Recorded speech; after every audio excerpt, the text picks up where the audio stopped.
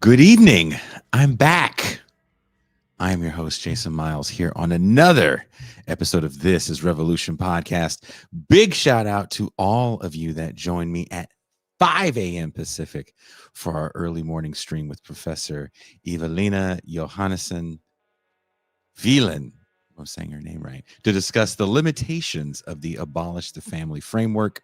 That show is up now on our TIR live streams main show playlist on YouTube.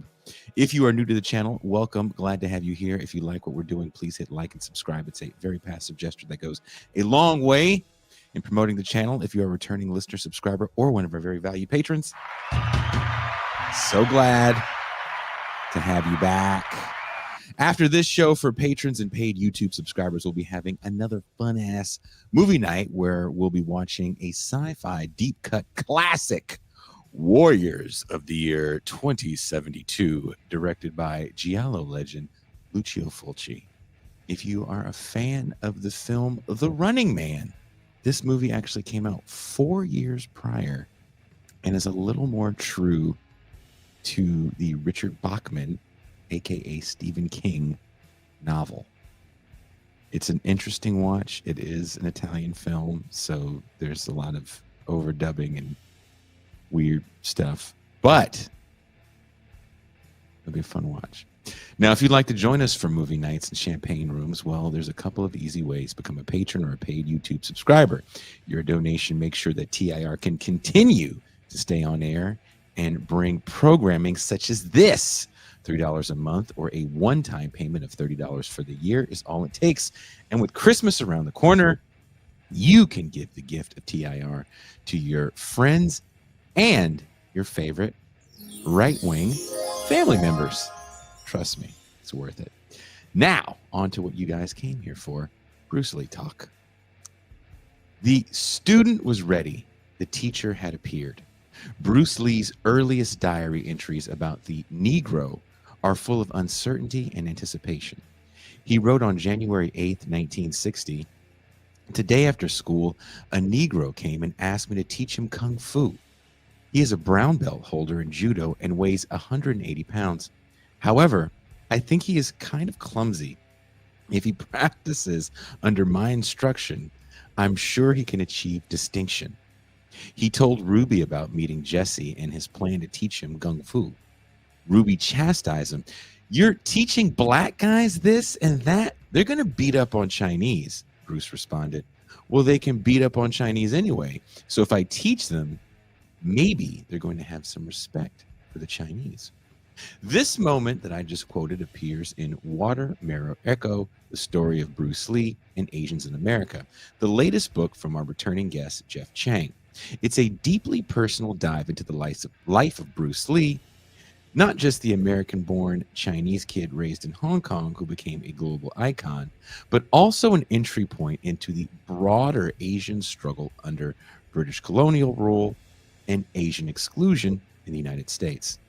If the story of white supremacy and American racism is usually told through the lens of black-white conflict, Chang's latest book forces us to confront the often forgotten history of Asian racialization, segregation, and resistance from the founding of the nation onward. Lee's story ultimately reminds us of the power and importance of cultural exchange and the danger of falling into racial essentialism. Please welcome our guest, Jeff Chang. What's up, Jason? So good to be here. So good to be back. It feels like I was just on, I don't know, a month or two ago. It feels like It's I don't been know. longer than that because it It was a little has. warmer. Yeah, no doubt. That's true. We're wearing sweaters now. Yeah. Yeah. Yeah. I like you, even down here in Mexico, I'm getting the tail end of the storms that were tearing up the Mm-hmm. bay. Mm-hmm. But I do want to say shout out to John Beam and his family. Yes. I mentioned it Saturday on our show when it happened. Such a tragedy for the city of Oakland, all the way around. Mm-hmm. Absolutely. Yeah, he meant so much to so many folks around here. I just think, everybody's been touched by this, I don't know, senseless murder. Yeah. And so yeah, our hearts are all going out to Coach Beam's family and everybody. Now, this book that you wrote isn't just a Bruce Lee biography. It's using Bruce Lee to tell the story, I guess, to tell the modern Asian story. Was Mm. that kind of your goal? Yeah, I mean, you know, it's sort of been interesting to me. There have been a lot of books, a lot of treatments of Bruce Lee over the years in movie form, you know, book form, and tons of magazines and that kind of thing. And one of the things I always felt a little like, I don't know if that's really what he was thinking, you know? Like I didn't there were some of the ideas about how Bruce or why Bruce did what he did seemed to me a little off. And so I got offered the chance to do this book. I wrote Can't Stop, Won't Stop. And then a Korean American editor in the industry came Mm, to me and was like, "Hey, you did this book on hip hop. You could do this book on Bruce, couldn't you?" And I was like, "Yeah, sure I could." And then, you know, kind of sat on the back burner for many, many years. So I did lots and lots of research over the years. And the more I dug into it, the more I realized like, in order to really understand Bruce, you have to understand Asian Americans. mm. And when you understand Asian America, then you can really understand, you know, why Bruce did what he did. Um, and so that was a story I kind of set out to write, was to kind of do this parallel history of Bruce Lee and the rise of Asian America, which happened at the same time. They kind of mirror each other in a lot of ways. Which is kinda cool that you have that juxtaposition kinda throughout the book, and you give, also not just a history of him, but a history of his family and of the people that he comes across. In the introduction, you write that Bruce Lee is the, quote, "most famous person in the world about whom is little known." Why do you think his image endured globally while his life remained obscure? What does that say about how Asian Americans are perceived or erased in US culture? Yeah, I think it's twofold. You know, one of the reasons is absolutely there's sort of a lot of mythology, a lot of mysticism that's kind of put on Asian folks, Asian people. It's called Orientalism, right? Yeah. And and you know the other part of it too, though, is that a lot of the histories of why the U.S. was even in Asia in the first place Mhm. have been obscured over the years. Like they're not told. We're told the story of the Japanese attacking Pearl Harbor, and then we go and save the world. Um, and you know, the truth is that it's part of this sort of century long engagement. I'm talking about, you know, the 19th century, going into the 20th century, where the U.S. is there as imperialists alongside the British, alongside the Germans, the Portuguese, you know, the French in Asia. Mhm. And so there's a long history that if you're looking from the point of view of folks who came up in Asia or the Pacific, it's not even told. That story is not even told. And so I wanted to kind of um, tell that story. You know, it's interesting. It was interesting to me that um, the fact that, well, I'll put it this way. You know, like I think that Bruce is adored around the world, you know, as much as Bob Marley is adored, as much as Muhammad Ali is adored. Mhm. And we definitely understand the context for Muhammad Ali, right? This is African American, Yeah. who is fighting an unjust war, who is in the Nation of Islam, who is um, you know, coming up in the Black freedom movement and the Black freedom Mhm. culture, um, and that this is pitched in terms of a long history of slavery, right? And that Bob Marley, we understand Bob Marley's story in terms of that history as well, but in terms of its Caribbean colonial kind of offshoots and that kind of thing. But people don't think I don't think about Hong Kong too much. You know, that it was a British colony, that Bruce grew up in an apartheid state pretty much, right? Do Um, do you think yeah, it's all hard these kinds of things. So, yeah.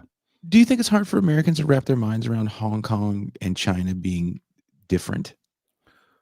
Yeah, I do. I do think so. You know, there's I think it's hard enough for folks to even wrap their minds around, um, you know, the incursions into Vietnam and Southeast Asia. This is something that, you know, writers like Viet Thanh Nguyen, Yeah. you know, have been trying to reverse, right? And that's taken decades upon decades. Like we grew up, me and Viet are about the same age. Like we grew up with all these Vietnam movies that were told through the story of the GI, the Yeah. white GI, Yeah.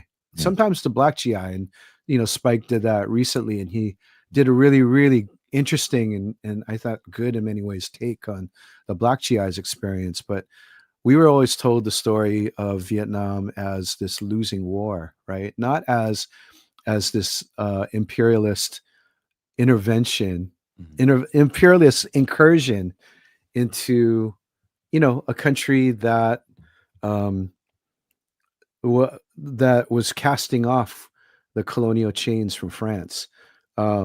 You know, and so it's that whole history I think is not told, and it's not that the entirety of that history is in this book, and I didn't mean to make it like a history lesson at all. It had to be above all a book that you could read and have fun with.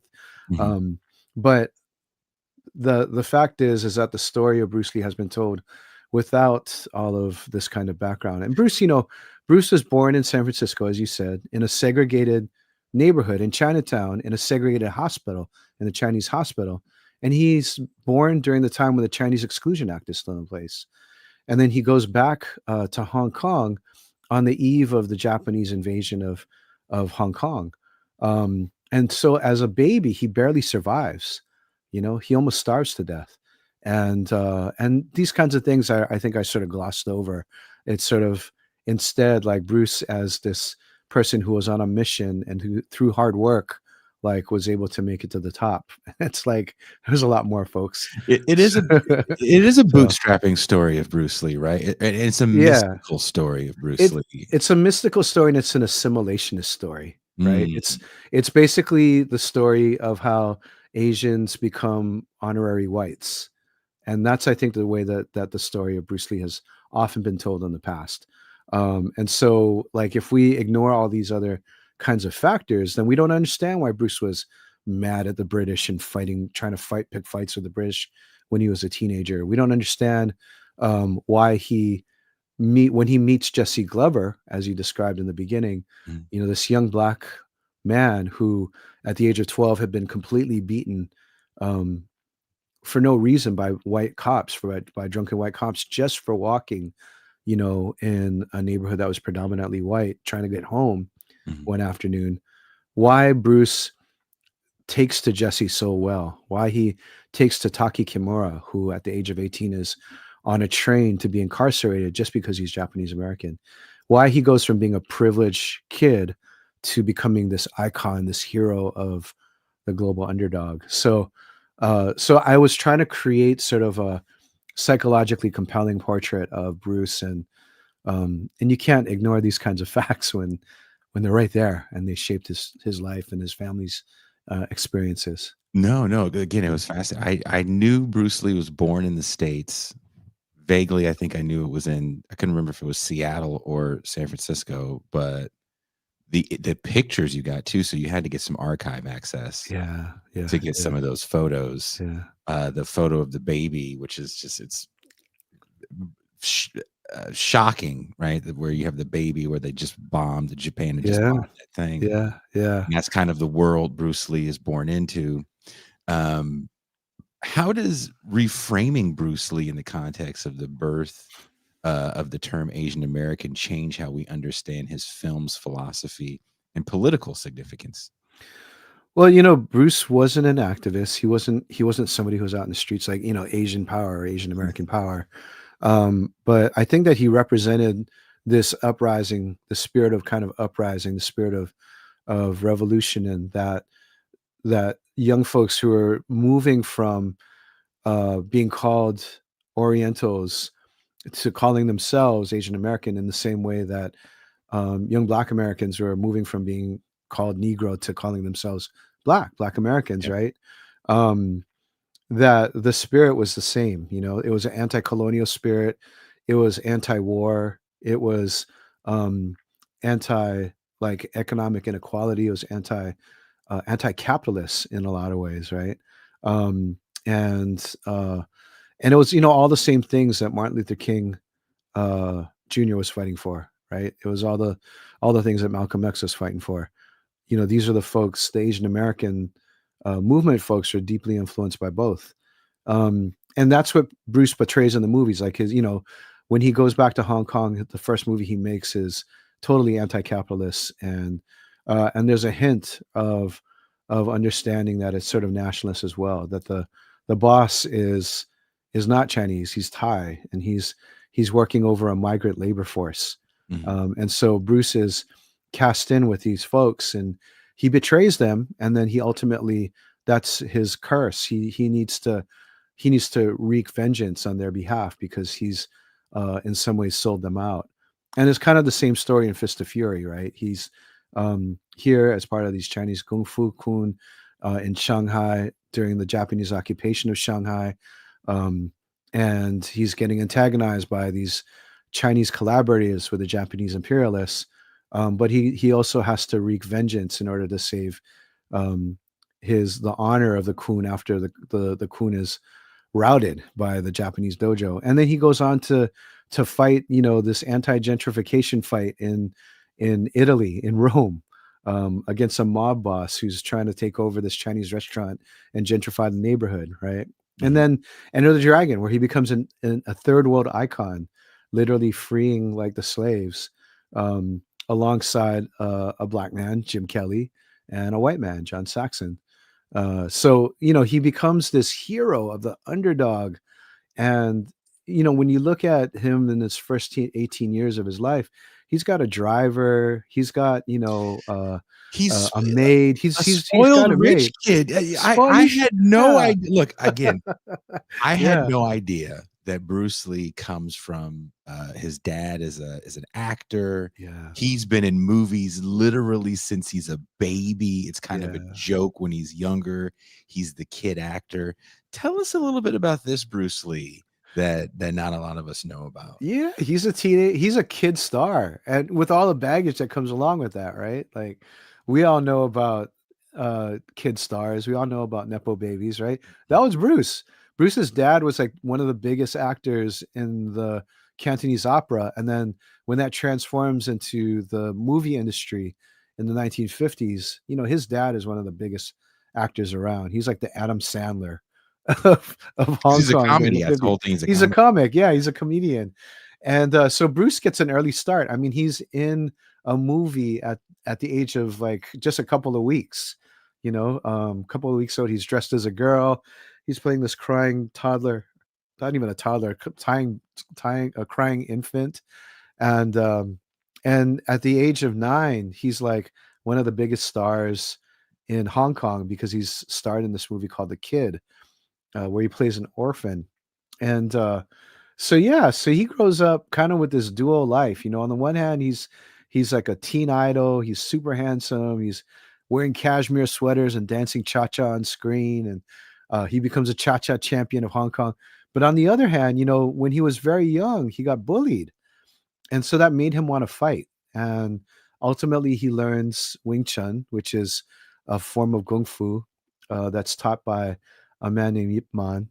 And he falls in with this crowd, and he starts like becoming like a street fighter. You know He's like the in a gang almost. It feels like it's a bit of a Yeah, gang he gets in of, I guess, bad kids. But the way you're depicting, I guess this would be late 40s, early 50s Hong Kong? this is a 50s Okay, going in, like fif all through the 50s. Yeah, so and he starts in about 53, and and he isn't goes he in hard for about 6 Kowloon, years.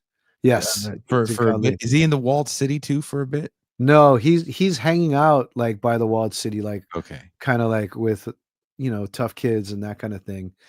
He goes to a private school, you know, but after school he's over there with his little crew, trying to Having stir a up trouble roof, with the British preppies, up the hill having at rooftop the other private fights.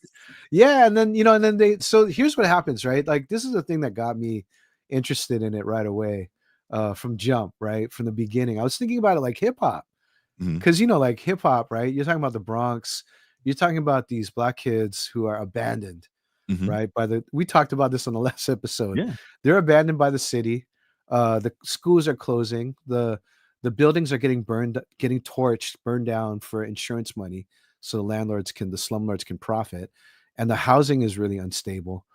And music programs are closing. There's nothing to do for these kids. They're angry, but they form this culture which becomes hip hop. And it was kind of the same in Hong Kong. Like 1949, the Chinese Civil War ends, the communists win, and so there's a huge rush of people trying to leave China, and they all go to Hong Kong. A lot of them go to Hong Kong. Like the population increases like dramatically overnight. So there's all these young kids. They're underhoused. They're living in shanties on the hillsides, and every once in a while there'll be a fire that overtakes these shanties and just burns the whole place down. And so all these young people are homeless and angry, and they're all also like coming from kung fu schools. So they form this fight culture. It's like this really ritualized kind of fight culture. It's kind of like they're like little b-boys. They're going around and they're trying to find folks who are from other schools, and they're like, your school's no good, Yeah. my school's better, we'll prove it. Well, let's have a fight. We'll fight on the roof. You know what I mean? They settle these things through these organized fights that are on rooftops. And then 10 years later, right, all of them are like, your school's no good. Like, I'm going to show you my style is better than your style, except they're doing it on movie screens, because all of these folks end up in the movie industry in the 1960s, which fuels like all of these kung fu movies. So it's an interesting kind of, thing. And I guess I'm just attracted to these kinds of stories of those kinds of kids. Yeah, the fight story is interesting, and before we pivot to Bruce in America, in Anchor Baby, Yeah. you trace how Yeah. Bruce's parents navigated exclusion laws, immigration paperwork, and the violent history of anti-Asian terror. How does Mhm. understanding this background complicate these sanitized American dream narratives often attached to Bruce Lee? It's so interesting, I there's a we've been putting up these videos online, on Instagram and that kind of thing. You can see it at my account. What the first one we did was Bruce Lee was an anchor baby, which he was. He was born in the U.S. His parents were there on a temporary work visa to perform Cantonese opera, and under Donald Trump's executive order that he put out the first day that he was in office, they all would have been deported. Like Bruce Lee, his father, his mother would have been deported.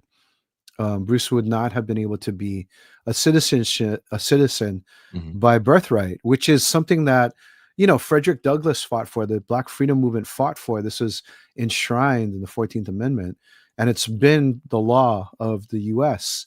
Um, it's been one of the most cherished laws of the U.S. for over 157 years. Um, and now Donald Trump is trying to get rid of that. So the timing of the book. I've been working on this book forever, but the timing of the book was wild, because I had titled this chapter Bruce Lee, Anchor Baby, long before any of this debate was really live.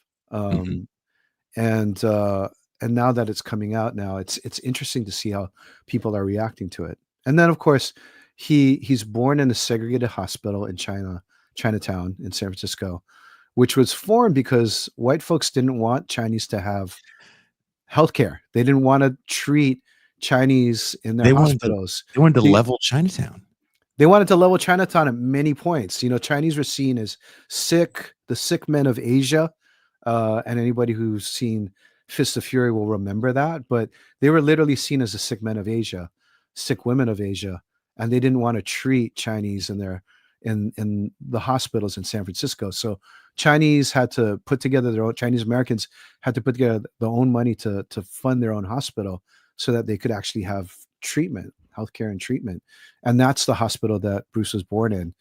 The other thing is when they arrive, his parents are treated as if they're criminals. They are docked at Angel Island. They're separated from the European immigrants. they have to go and get these like high blast water baths because everybody thinks that Chinese are dirty, right? Mhm. They go through all of this stuff where their body cavities are searched and everything, and then they're held on the island. Even if they have papers, they're held on the island until they clear all of that. Um, and some people end up there for months and months. It's not Ellis Island, and so it's important to understand that this is the context that Bruce is coming into, and I think a lot of people, they kind of want to whitewash that, they kind of want to like wish that away, but it's part of the story.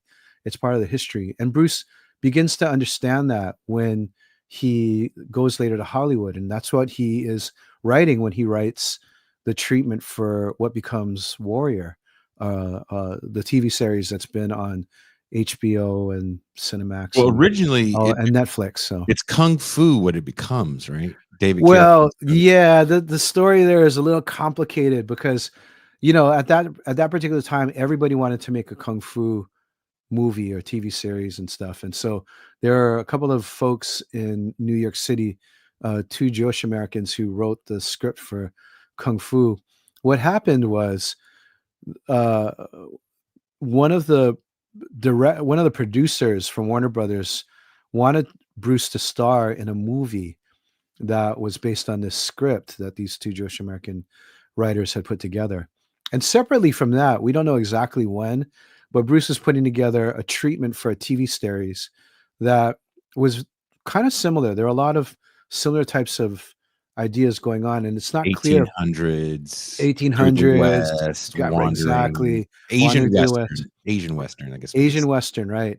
And then the Kung Fu version, the one that became the TV series, um, he's half white, right? And he's wandering through the West, and he does what he ends up doing in Kung Fu the series.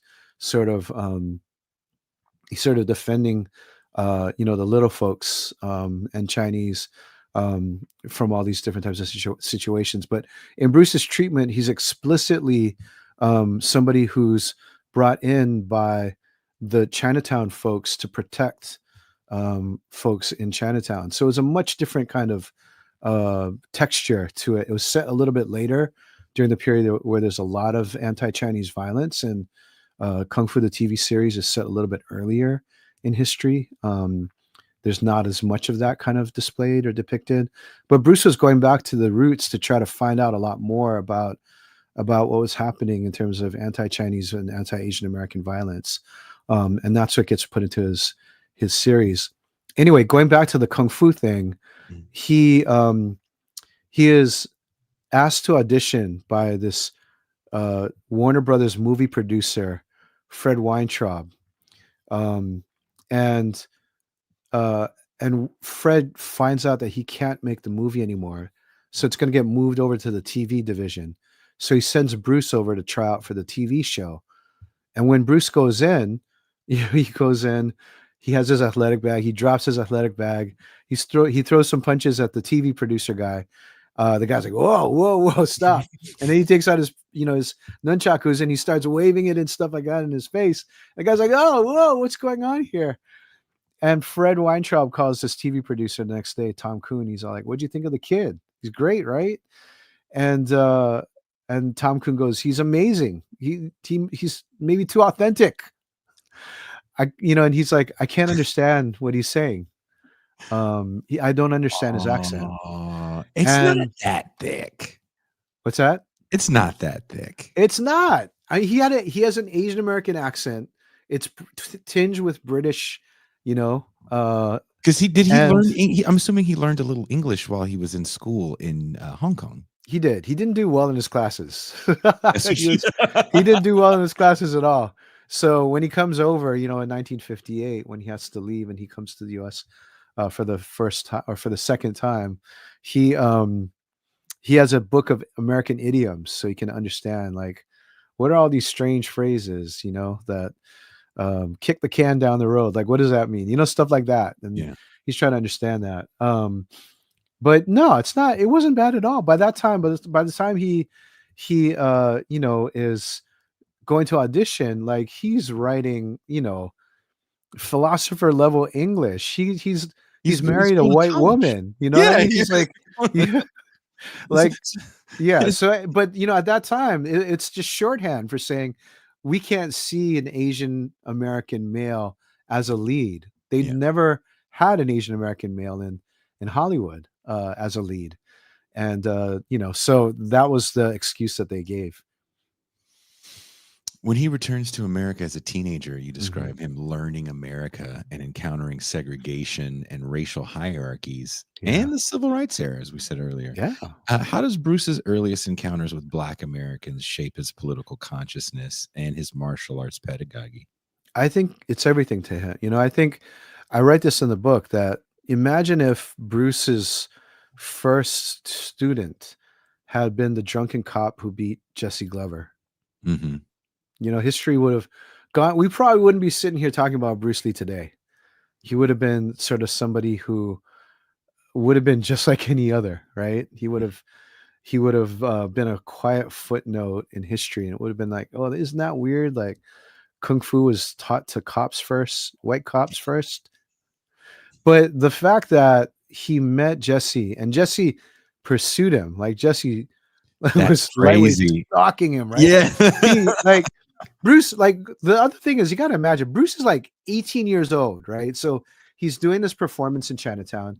Jesse hears about it because he's been wanting to learn kung fu because he knows judo. He's a brown belt in judo, and he's been studying this and kung fu. Like he's met kung fu practitioners. He's like, that feels incredibly powerful. I need to learn that. He's again, this is somebody who his whole life he's been looking for a teacher. He's been looking for a Sifu to teach him self-defense in a way that he feels secure in himself and in his body.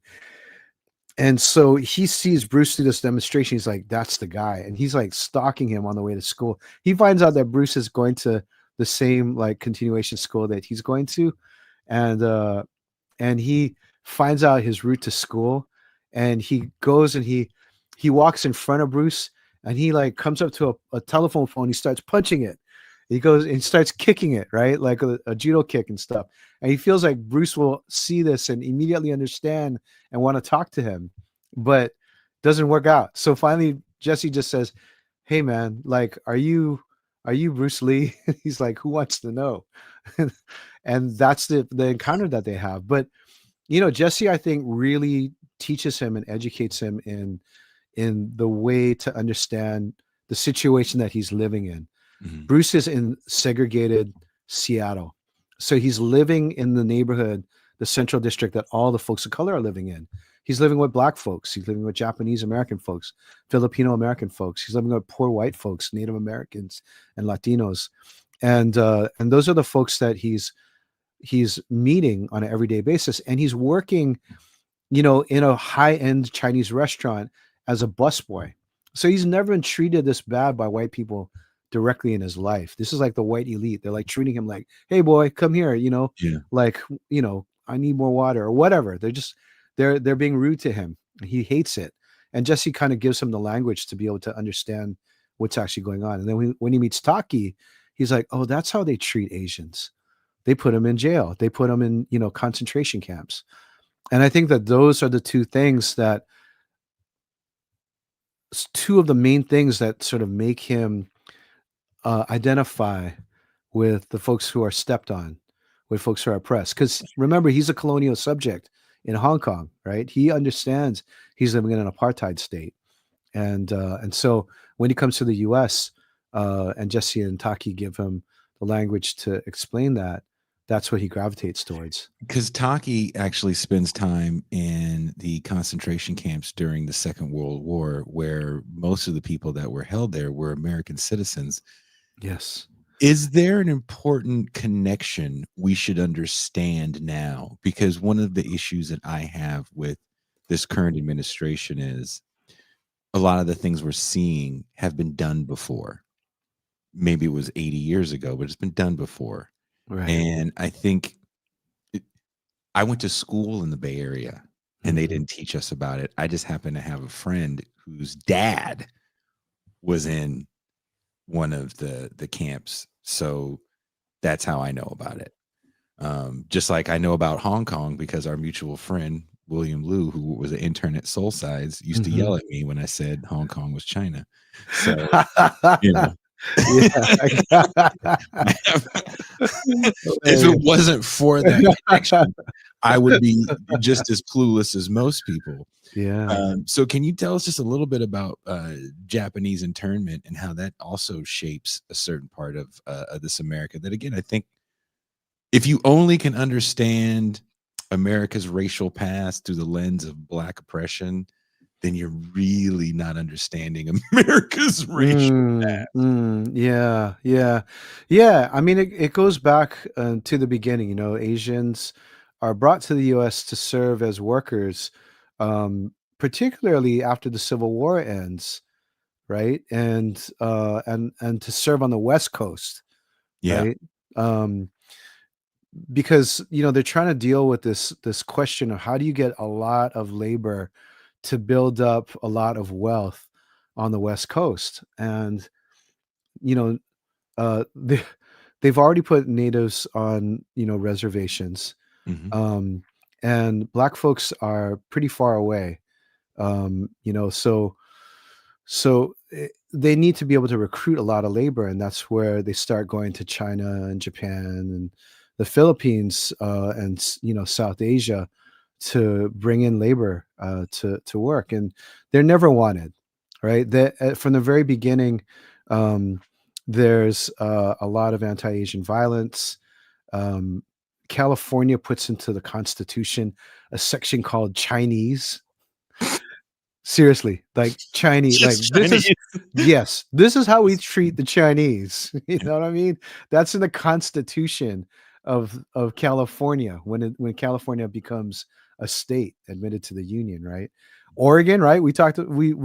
don't know if we've talked about this, right? But Oregon, right? Like no blacks allowed, period, right? And so they're trying to figure out how to solve this problem, and they bring folks in, and folks want to have families, but they try to crush that, and then folks obtain land, so they start establishing these quote unquote alien land laws, which have come back in Mhm. Texas and in Florida, where if you're an immigrant, you're not allowed to own land in Texas or Florida. You couldn't do that. You couldn't own land, and they establish anti intermarriage laws, anti miscegenation laws, so that folks of color cannot marry white women, and thereby gain the privileges that white folks have Mhm. for their kids, and on and on and on and on and on. And so this is the kind of deep context, and what we get to is in 1941, the war breaks out. And so by 1942, they've figured out a plan to actually round up all folks of Japanese descent in the US, two-thirds of whom have been born in the US, and to put them in concentration camps. And mainly on the West Coast too, where we're rounding up these That's right. people because They that's they where a lot have of the agriculture was. That's right. That's exactly it. And they think that this will protect them from having like an internal invasion. But none of these folks were ever, and they were never in. It was never a danger. It was never a danger. So, as a result, over 120,000 innocent folks are incarcerated in camps, from the Pacific Northwest all the way to the South. And so that's sort of the history. And Bruce is meeting Taki Kimura, who's 18 years old. He is about to graduate from high school. He's ready to go to Wazoo, to Washington State University, to become an engineer, or a doctor. Or actually, no, he was going to be, I think, a brain surgeon. He had a scholarship. He was ready to go, and his school year gets interrupted. And in the spring, before graduation, just before graduation, he's on a train to a concentration camp. And so this is an experience that stays with him even when he gets back. And Bruce's what Bruce comes to understand through Taki is that, like we said earlier, this is how they treat Asians. Mhm. And it's a thing that's crushed his confidence. And so Taki is studying martial arts, which he studied in camps and before that, and was really, really good at, as a way to regain his confidence. He's walking around town like he has a white girlfriend and he refuses to hold her hand in public.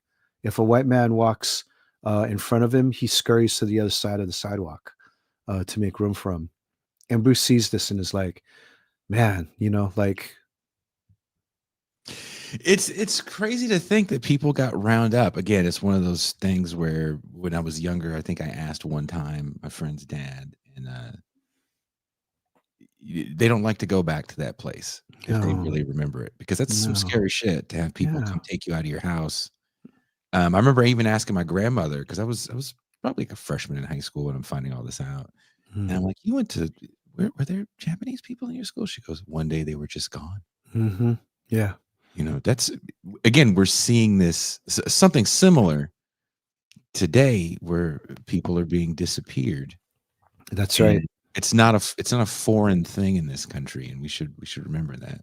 Yeah, they've built this up. I mean, they built up the these incarceration camps using the strategies and tactics that they used on American Indians, right? And of course, those tactics were built up based on how they treated slaves. And so, it just goes round and round and round. And there's a direct connection Mhm, from all of that through what's happening now with ICE raids, with these disappearances on the street of pro-Palestinian activists, um, students, right?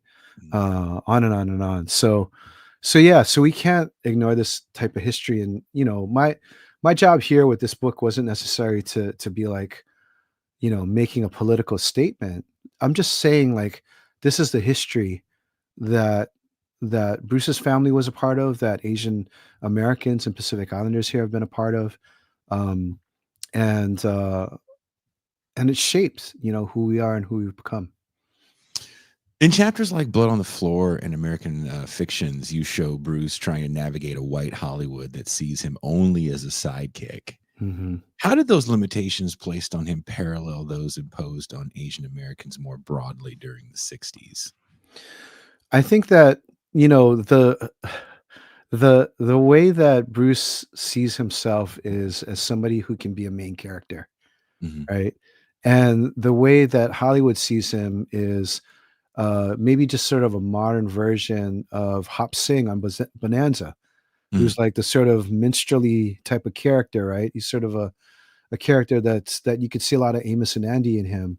And the idea that these actors, these Asian American actors, born in the U.S., Victor Sun Young was born in the U.S., Key Luke and other folks are born in the U.S., had amazing diction, could like do a Shakespearean play mhm, like the best of them, are forced to adopt this fake Hollywood Chinese accent and kind of, you know, middle around, the and sort of be the butt of all the jokes on the shows. Like Bruce was not into that. So he thought that he would be able to come in and kick ass, on the screen. But as it turns out, the audition that he had was to star, to be the first Asian American male lead in a TV series.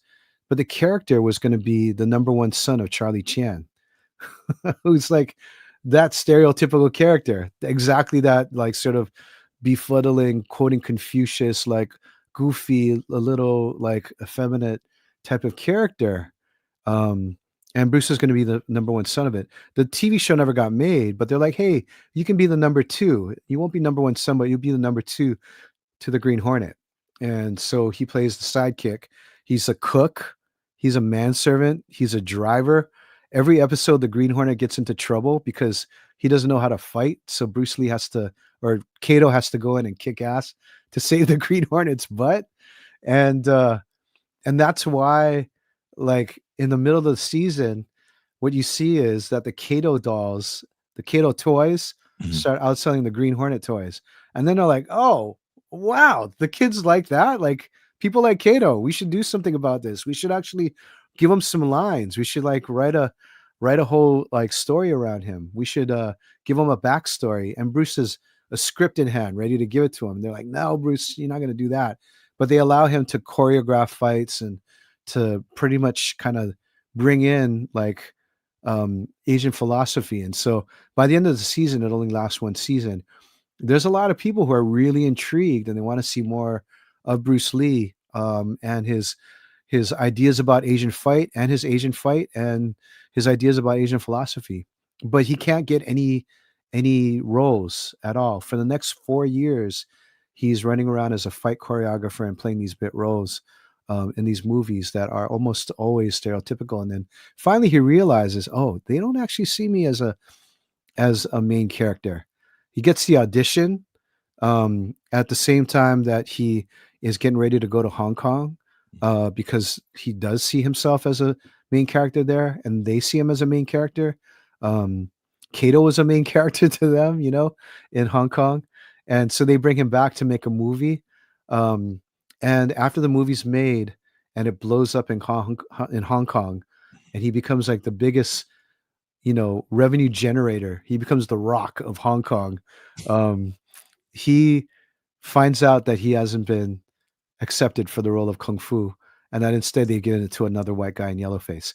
And that's when he's like, "Oh, I see. I now I finally get it. Now I really understand. They don't see us at all as main characters." And so he has to leverage himself to get back into Hollywood. And you have an interesting story of Bruce. Kind of, let's go back to his time in Hong Kong. Okay. I didn't know this, that he's a quarter white. Yes. So one of the things that he's running into when he's trying to learn Wing Chun is, well, you can't teach it to him because he's not Chinese. Right. Yeah. He's American born, and he's a part white. So we can't teach it to him. So there's he's running into all these issues of being not Chinese enough for the Chinese and definitely nowhere near white enough for the British. Yeah. Then he goes to the States and they don't see any white in him at all. He's too Chinese. Right. He's all Chinese. He's too Chinese. Yeah, he's too Chinese. But too Chinese, too strong, to quote Chuck D. Too strong, you're too Chinese, too strong. So, but he goes back to Hong Kong, and like you said, is it The Big Boss Man? Is that the name of the movie? Yeah, The Big Boss. The Big Boss. Which here it was called Fist of Fury because they apparently mixed up the stuff in the movie cans. They mixed them up in shipment or something. So for many years we saw that as the movie that's called Fist of Fury, which made no sense at all, but it was what it was. But yeah, The Big Boss. But going back to Hong Kong and becoming a star there, does he think to himself for a short time, F the States? I'd rather be. He does, yeah. I think he thinks that for a little bit, He actually does a bunch of interviews with Taiwanese and Singaporean and Hong Kong press where he's like, I'm here, I'm yours, like I'm Chinese.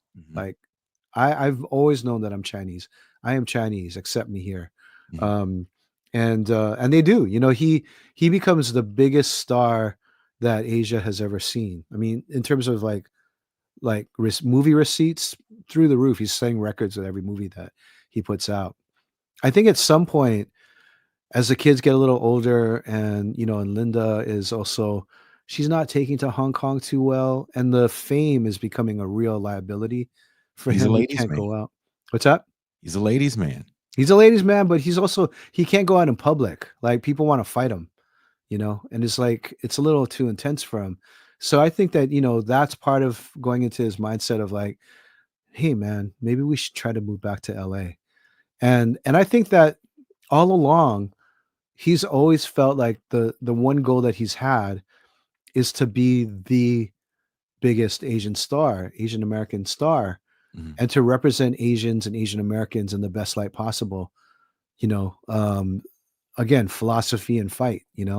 He wanted to bring those two together and kind of demonstrate the glory of that. So he, by the time he's had these 2 hit movies, decides to make a movie testing out the European market, and finds that there are takers, and sees that Kung Fu movies are beginning to be imported into the States.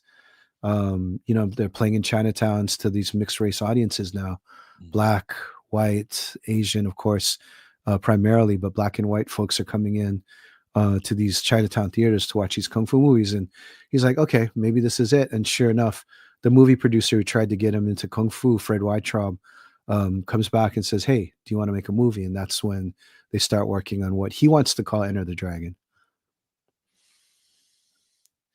Do you think if he stays in Hong Kong, the Bruce Lee story is different?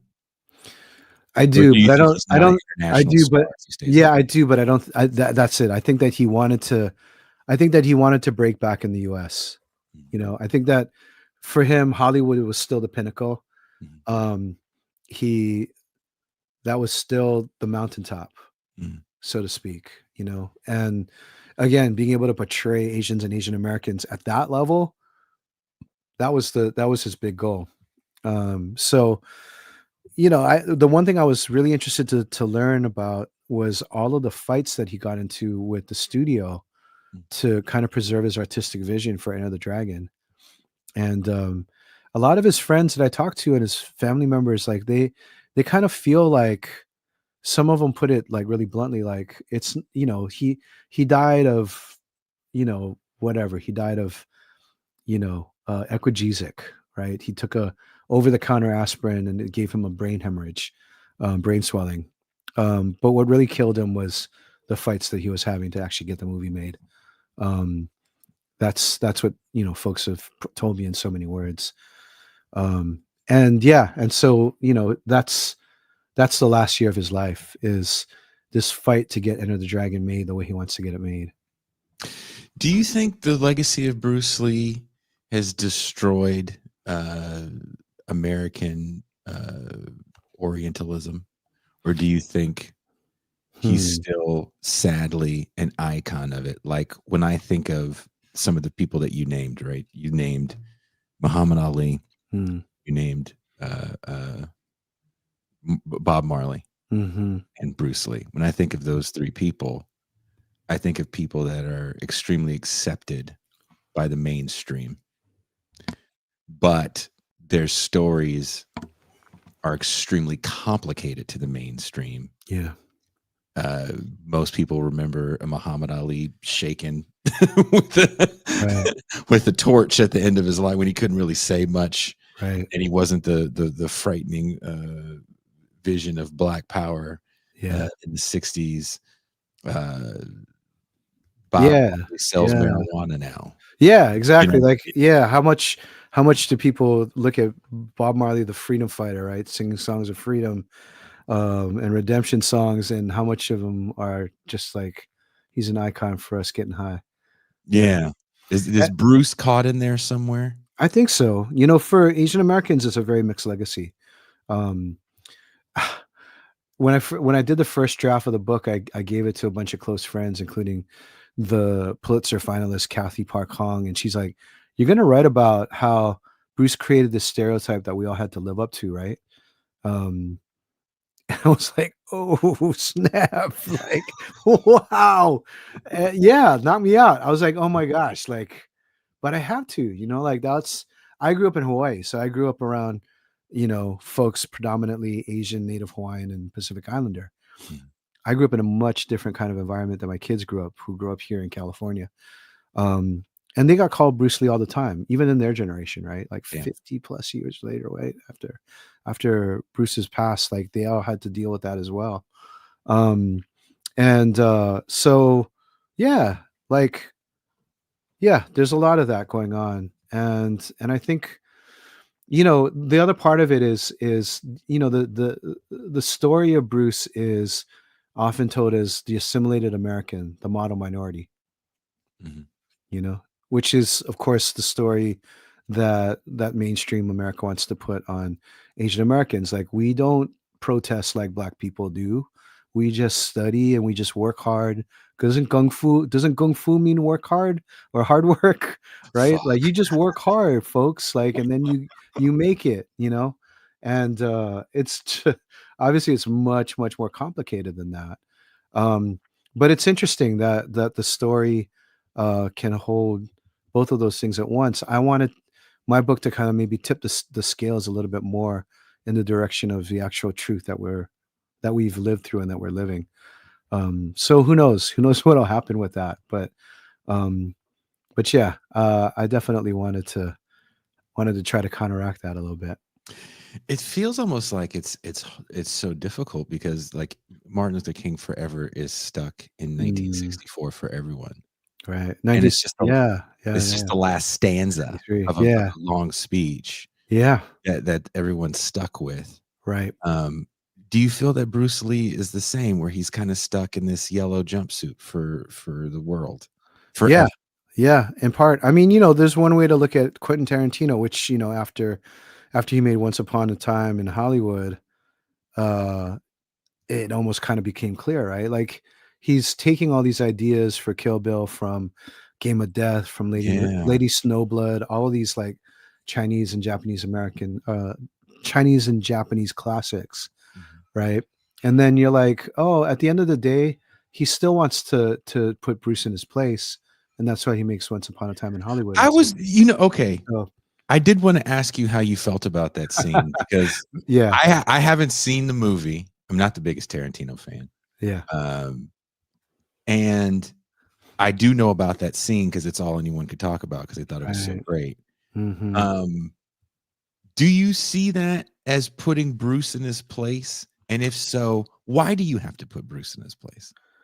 I just think that, there's a lot of narratives out there about, like, gosh, Bruce was our hero. He was amazing and stuff like that. But at the end of the day, he ain't us, you know? I just think that that's kind of the vibe behind some of these things. There's a guy named Albert Goldman who famously um, wrote a scree takedown of was it Elvis? I think Elvis Presley. Mhm. He did the same thing for Bruce. He basically wrote this two-part story, and at the time it was sort of sensational, but basically accusing Bruce of being like a narcissist who only cared about himself, and he was a fake and all these other kinds of things, and um, yeah, it was sort of a hack job, but it was like this thing where it was it was like this guy has a little bit too much attitude. We don't really like that. Let's take him out. There's a whole school of film criticism that debates whether or not Bruce was a narcissist or a nationalist. I Can you be uncovered both? this. What's that? Can you be both? I mean, I think that the story is that it's largely the white critics who are like Bruce is a narcissist, and it's largely the Chinese critics who are like he's a nationalist. And I think that if you look at him from an Asian American perspective, like he uh he was a very vulnerable guy, you know. Um when I see him in Way of the Dragon flexing, you know what I mean? Like cracking his knuckles and then doing his deltoids type of thing and all that. Like there's a part of me that's kind of like, this is a guy that's maybe overcompensating a little bit, you know, Because he was 5'9". because I think you say he's like 5'9" or something like he's that? 5'7". I He's think 5'7". Okay. yeah, he's like 5'7", and he's like 120 pounds. Like, if he's got like a 10-pound weight around his wrist, you know what I mean? Like he's a small guy, right? And that's part of the awesomeness of him. That's why like kids love Bruce Lee. It's why kids love Kato, because he's a small guy and he's beating up Chuck Norris. You know what I Yeah. mean? He's Yeah. he's taking on and winning against Kareem Abdul-Jabbar. He's beating people with weapons, right? And that kind of thing. So there's a little bit of that, but I see it as like I got to read his papers, and I just saw in his papers, how deeply he felt he needed to fulfill this particular mission, you know, especially in the last year of his life. You have papers where he's literally like, you can tell he's been up all day and all night. He's been, shooting the film. He's been out there. He's been dealing with like folks on set who want to fight him. He's been dealing with the producers who are not sure that he's a star, and then he has to come home and he can't sleep because everything is on his head. So he's writing stuff down, and you can see the writing tailing off. Like his wife would come, Linda would. She said, like, every night she'd be like, Bruce, go to sleep, get some rest. You got to work tomorrow, and he couldn't let it go. And so that's the Bruce that I see, in these movies. It's the person who uh, has amazing talents, amazing skills, knows what he can do with it, and almost feels a little bit like burdened by it. Imagine Bruce Lee in the era of the internet. Oof. Yeah. Yeah. TikToks. Bruce Lee TikToks. Oh my God. Yeah. Yeah. He destroyed the internet. No, it's a fascinating story. Wherever you guys are watching or listening to the show, there's a link in the description to Jeff's book. I wish I could link all your books. Oh, man. Everything I've read so far, I'm a big fan of. I have been talking to our mutual acquaintance, Davey D. Yeah. On the show. Yeah. Discussion about is hip hop, what is it? Is hip hop fatigue real?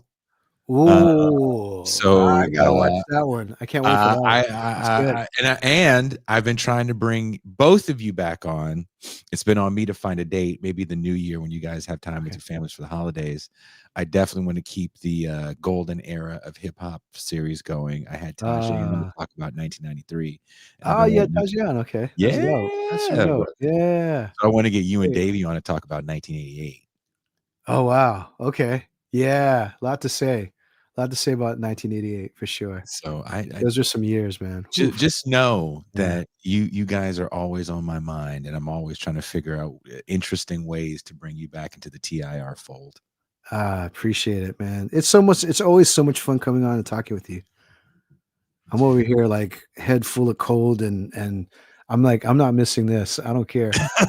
Well, look, brother. I got all the meds on. I'm just like, I had to be here with you. So. I appreciate it because living 650 miles away, but missing the Bay Area, reading this book, and kind of, I know where that is. I know where that is. Yeah. And then kind of getting reacquainted with the story and taking a deeper dive into the story that I didn't even know about Bruce's relationship with Black America, his relationship with America in general, his relationship with class as it really changes for him when he comes to the States.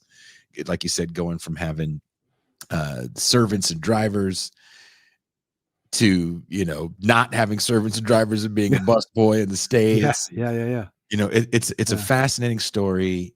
All 500 pages are definitely worth your time, everyone, because it's not just a story of Bruce Lee. It's also, again, like I said in the introduction, it's a different way to understand American history if the only way you've ever understood it is through the 1619 Project. So I appreciate the history lesson, Brother Chang.